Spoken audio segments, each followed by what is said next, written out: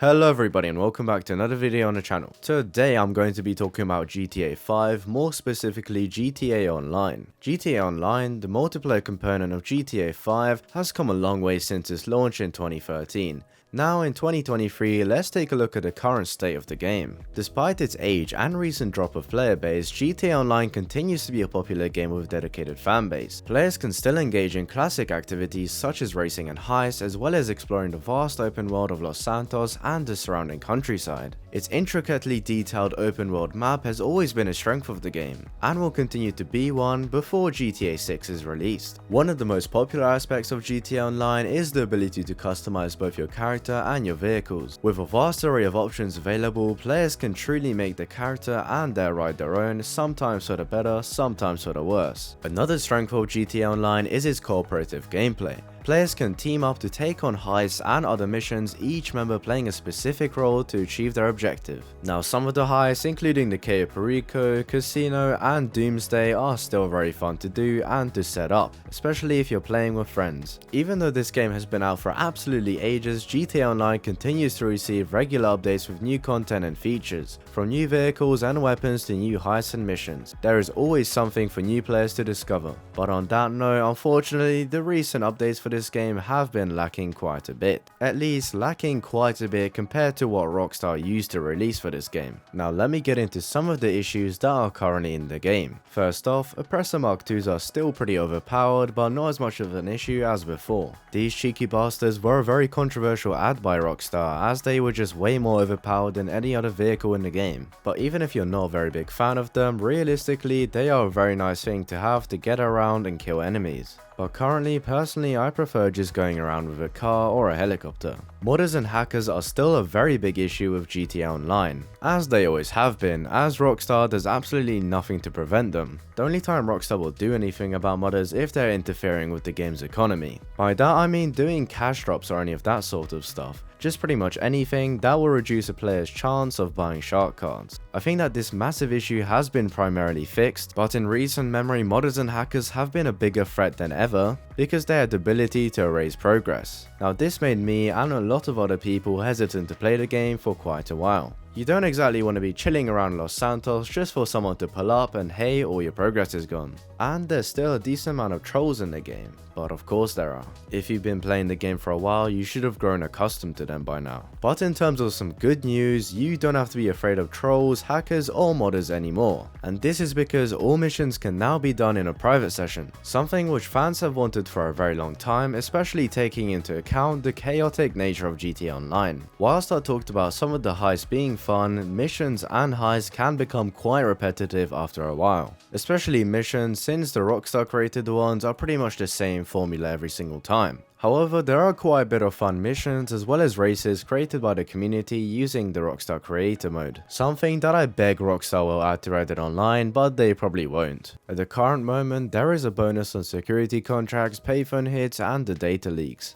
I am personally not a very big fan of the current Asset Lab update, but updates before such as Cayo Perico and the contract even more recently I enjoyed quite a bit. But overall some variety is definitely welcomed in the future. The current sales for GTA Online have slowed down a bit and Red Dead Online has sort of taken over, even with the fact that GTA has a larger player base. In terms of what's coming next for GTA Online is Drug Wars Part 2, and Rockstar seems to be more keen than ever to push out community facing content that players have been enjoying recently, with players equally eager to hear something concrete about GTA 6 beyond the fact that it's currently in development. How GTA Online evolves alongside the next step in the mainline series remains to be seen. As mentioned by Butchered in an interview, it's super important to us that players find new ways to connect with each other, whether through events we create or by us providing the tools for them to create their own moments. We've got a bunch of ideas in the works right now, all the way up until the holidays at the end of the year, so please stay tuned. This gives a solid indication of what GTA Online is going to look like in the future, but we won't know for certain until we get there. On another positive note, there is still so much to be done in the game. I mean, just think about it, just let it sink in for a second. This game has been out for a decade, a whole 10 years. Just by that statement, that should signify to you that there is just so much content to be done in the game. Not infinite, but there is plenty to go around. Unfortunately, if you are a beginner, then it is quite tough and you have to grind out vigorously if you want to get somewhere. Unlike Red Dead Online, where it is a lot nicer to be a beginner. But even as a beginner in GTA Online, you still can get where you want to be as long as you make enough money. And with the amount of sheer content that GTA Online offers, you're bound to not run out of things to do. I definitely do recommend to any potential people that want to play GTA Online for the first time to just go ahead and do it. There really isn't that many more online games that can give the same experience as GTA Online. There really is a reason why it's been so popular for such a long time. I've personally invested probably over 1,000 hours into the game and I still have fun from time to time. Unlike Red Dead Redemption 2, I prefer this game's online over its story mode. Don't get me wrong, the story for this game is quite enjoyable, but nowhere near as much fun as you would have in online. On next gen consoles such as the PS5, you can get the next gen version for GTA Online. Overall, the next gen version of the game aims to have a much sleeker, neater looking UI, along with having much improved graphics and an increase in frame rate. This next generation version of GTA Online is nice and all, but there is a catch, as this expanded and enhanced version of the game does come with a price tag, which to me at least doesn't really make much sense as they haven't exactly added anything apart from improving the graphics. The graphics for GTA Online should really be free considering how terrible they look on older consoles. Currently on PlayStation, if you have PlayStation Plus, you can play GTA Online for free for 3 months. I think this would be a great way for any potential players to try out the game and see how they like it.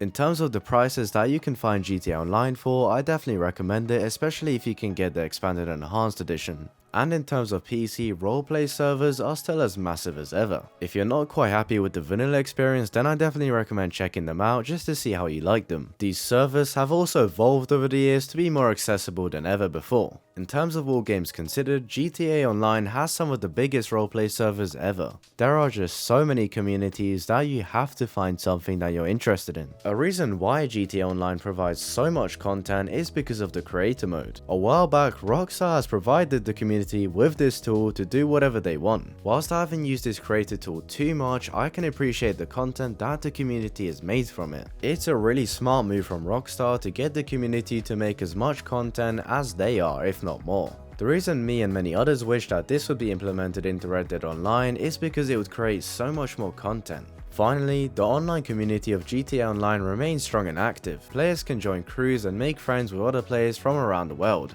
In conclusion, while it may be almost a decade old, GTA Online remains a popular and engaging game with a thriving community. Whether you're a veteran player or a newcomer, there has never been a better time to jump in and experience everything that Los Santos has to offer. And with the upcoming GTA game, the future has never been brighter.